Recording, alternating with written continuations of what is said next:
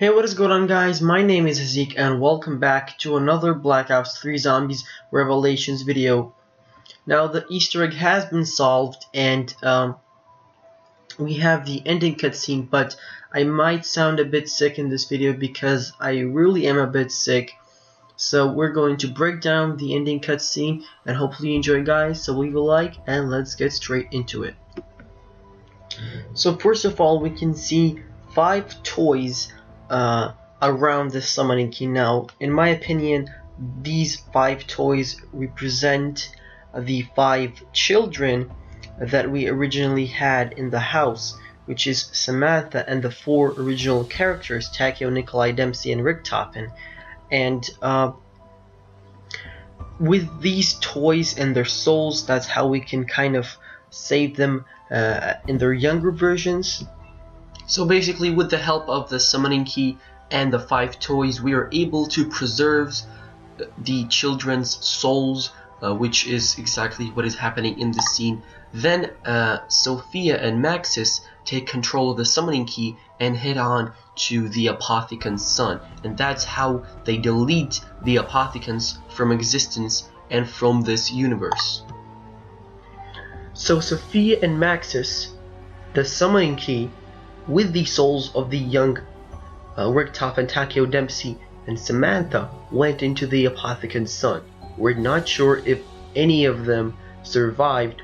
It would be possible that the souls survived, but it is still really interesting. But now the universe is completely free of these Apothecans and they will no longer corrupt this realm.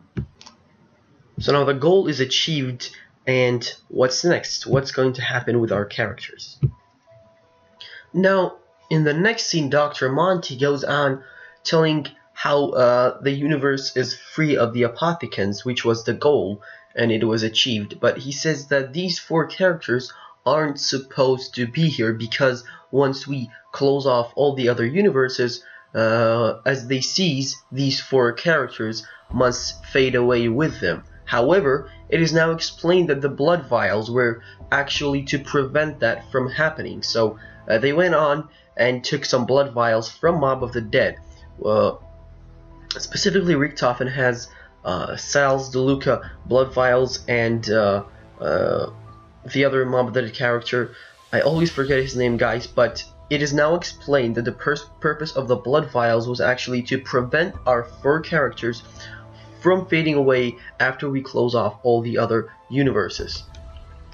Dr. Monty isn't necessarily happy with this, and he's actually going to send our characters to some other place. That was the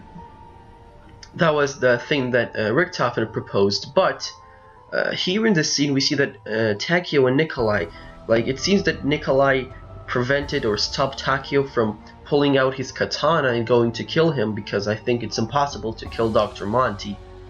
And then Richtofen says, you can send us to some place that we haven't been before.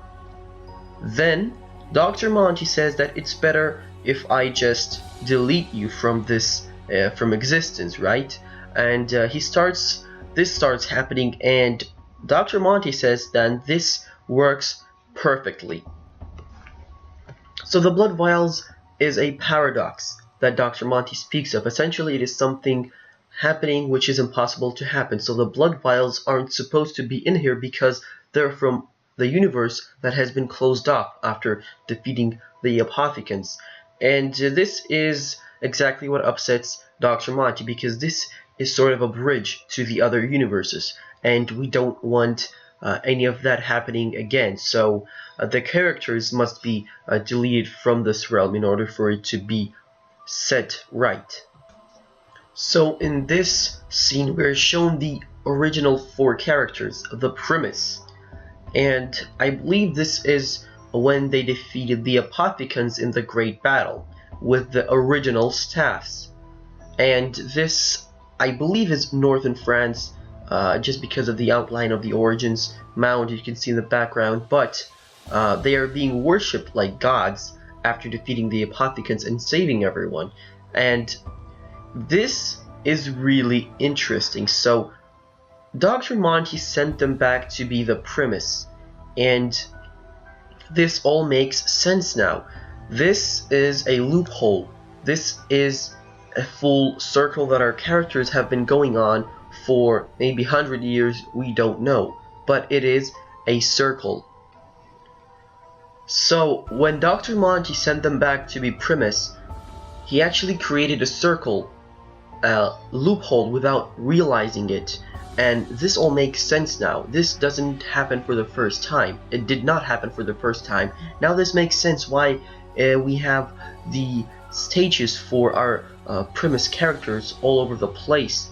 Like in the Revelations, you can see in the Eisendrach section of the map, there are the 4 stages with the 4 Primis characters, with all the ciphers about the Primis characters. It all makes sense now because it has already happened. And Dr. Monty just went back and made it a circle once again. So the characters drank the blood vials in order to stay alive after their universe is being destroyed, and then Monty had to find a place for them just to dump them, and he was like, yeah, I'm gonna make them the Primis.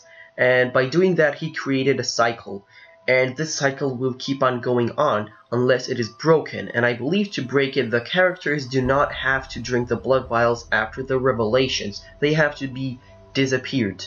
But this will continue to go on. And what I love about this scene is that it gives us a lot more than we actually see. So this actually gives us a new start. Because Jason Blundell said that the brackets would be closed in Revelations. However, the brackets are closed before the Primis, like starting from Primis all the way to Revelations. We haven't played with the Primis characters because it would be really interesting how they made their way from Primis to Revelations. And I believe in the next Easterr game they're going to take this Primis characters and we're gonna play with them from the very beginning, from like the very beginning of everything. We're going to start the cycle, and perhaps in DLC 4 we're going to break it, but I'm just going too far right now. That'll happen in 3 years, but no, actually in 2 years. But I'm really excited, but at the same time I feel kind of empty because the Easter egg cutscene wasn't too exciting, right? I mean, 8 years of zombies and you give us a 2.5 minute cutscene. That's not right, Treyarch, but yeah. So this brings up a question: is there another Easter egg ending to the Revelations? Because there might be an ending where the characters do not drink the blood vials and they actually disappear with their universes. So yeah, it's really interesting, guys, but I haven't completed the Easter egg myself. It's really cool though, guys. I hope that you enjoyed the breakdown. Like I said, there might be a second Easter egg ending where we actually break the cycle, because what we have done essentially in this Easter egg ending is complete the cycle and restart it all over again. But if we can manage to break the paradox and prevent it from happening, then perhaps there will be another ending, but we'll have to wait until the DLC drops for Xbox One and PC, guys. But anyways, I hope that you enjoyed the video. Leave a like, subscribe for more, and I will catch you in another Revelations video very, very soon.